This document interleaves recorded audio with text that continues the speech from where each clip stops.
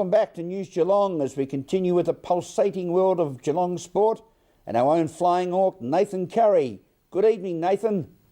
Thanks very much, Rollo. Well, while the Cats have a bye this week, the Geelong Falcons certainly don't, so I'm down here to get all the latest. And this week I had the pleasure of catching up with their development coach, Andrew Merriman. Obviously it was a good win over the Rangers, but what did Greavesy have to say about the match? Yeah, look, he was pretty impressed with the whole four-quarter effort. I think at the start of the game we probably eased our way into it a little bit, but definitely after half-time he was really impressed with our intensity and our work rate. We've known that they weren't too good at three quarters sort of throughout the last month and a half, so that was a really focus come out of half-time and really put the score on the board, everyone playing their roles. So he was really impressed that everyone was able to contribute. He was really impressed with things that we did away from the ball, like the blocks and the 1%ers. So yeah, he was really impressed with that. Andrew Bosley kept potential #1 draft pick Jonathan Patton fairly quiet. Did you think he was capable of such a performance? Bose has worked really hard on his game this year, and obviously with Jonathan Patton being all the hype surrounding him, I suppose, it was a really good challenge for Bose. Bose didn't actually start on him. We had George Curnow start on him, and Jonathan sort of was starting to get a little bit of the ball in the first quarter, and we just asked Bose to do a job, and he was able to do it, and he was able to do it really well, really effectively. As development coach, have you had much to do with Bosley this year, given he's increased his playing rate? Yeah, look, I'd love to say that it's all me, but it's not. With my role as obviously development coach, I look after a lot of the kids, but throughout the year, yes, I've had the opportunity to sort of work with Bose. Our regular defensive coach has been working with the Vic Country, so I had the opportunity to work with the defenders for about 7 or 8 games, and obviously Bose was a part of that for a big chunk. So yeah, I've seen him develop into a pretty good player as to what he is today. And if I can say that I've helped him along the way, well then that's a bonus for me. But yeah, I've been able to sort of help him a little bit. Are you confident getting a win over the Western Jets, given it's played at Skilled Stadium this weekend? Yeah, I mean, it's always good to play at home.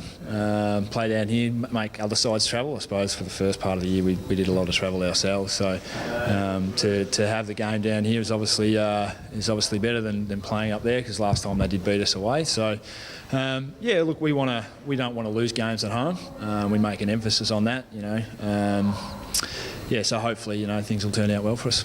Daniel Castellano booted 7 majors for them last time. He obviously played a pretty big role in their win. How are you going to stop him on the weekend? Yeah, look, he's obviously a player that we need to keep an eye on, based on the 7 goals last time. Look, he's probably one that we need to focus on, but there's probably a couple of others that we'll focus on as well. Whether we get, say, Zach Sherman to try and shut him down. Zach's been playing a really good role for us in that sense. He'll be one to watch, and hopefully he doesn't have a big influence. But if he does, then we'll have to keep an eye on it throughout the game. Is there any players returning from injury we could see come back into the side this week? I think Taylor will still be a week away. Maybe Luke Marnie might come back. He's been training really well. We'll have a sit down after training tonight and work out the side. But Luke Marnie maybe a chance to come in, but I haven't actually seen the side yet, so I'm not too sure. But yeah, probably maybe one. Yeah, but we're sort of getting to a stage where we're getting a fairly settled side, which is really good. All the Vic footy and the APS footy's finished, so we've been able to establish a pretty good side from now on in. Thanks very much, Andrew. Well, there's 3 very talented young local lads that are heading over to South Africa to represent Australia in the AFL. Their names are Hugh Goddard, Billy Beardsell and Harrison Dolly, and I had the pleasure of catching up with them earlier. When you're ready, mate. Who's the coach? Do you know yet? Or? Anyway, all right.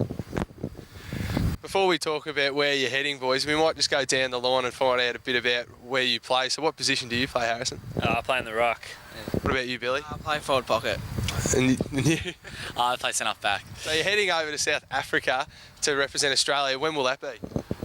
It's scheduled for January the 18th. So it'd be good to... I think we have a few trainings before we head over, and then... So I think we head over to Sydney first and have a training session, then we head over to South Africa. So it should be a great experience. Do you know what countries you're taking on? No, not yet. Just representing sides from other. And how were you all chosen? Was it due to performances in Canberra? Yeah, when we played in Canberra, we suppose we played pretty well, and that's how we got chosen. Yeah. What does it mean to sort of represent your country at such a young age? I guess it's a great privilege, and just a great privilege to be able to represent Australia, and it should be great fun. Do you have anyone you'd like to thank that's helped you get this far? Or? Yeah, I suppose all the coaches and the staff members helped us out through Vic Country and Metro for Hugh, and yeah, mum and dad, parents and all that. Yeah, definitely got to thank the parents for all the work they do, taking us to trainings and games, and mama washing my clothes and all that kind of stuff. You don't really think about that, but no, it's just great. Yeah. Before we let you go, what's next in your AFL career? Is AFL level or the Geelong Falcons? What are you aiming for? I'm not getting too ahead of myself at the moment, but just enjoy my footy at the moment, and then just work hard and see how far I can get. What about you, Billy? Just same as you. Don't get too far ahead of yourself. But should be good. Are you going to say the same thing? Yeah, all the same. That's the way to go, I think, boys. Thanks for your time. Thank you very much. Thanks very much for your time, boys, and good luck over in South Africa. Well, that's me for this week, but before I go, just wanted to wish all the GDFL teams competing in finals this weekend good luck, and I'll see you all on Wednesday night. But until then, as always, it's back to you, Rollo.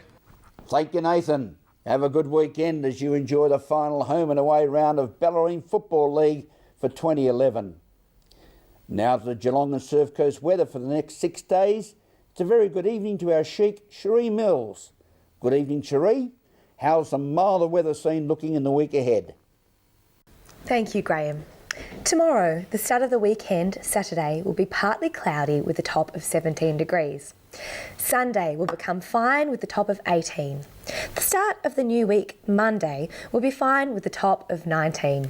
Tuesday will also be fine with a top of 21 degrees. On Wednesday, we will also see the sunshine with a fine day and a top of 20. Thursday, we'll see a few showers with a top of 20 degrees.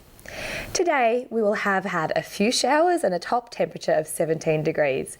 So it looks like we'll see a bit of nice weather and sunshine midweek, but keep your jackets handy just in case. And it's back to you, Graham. Thank you, Cherie. See you next Wednesday evening. And thank you for being with us on News Geelong this Friday evening. To our good friend Marge down at Port Arlington, take your time and smell the flowers. From all the team at News Geelong, have a pleasant evening, a safe weekend and a very good night.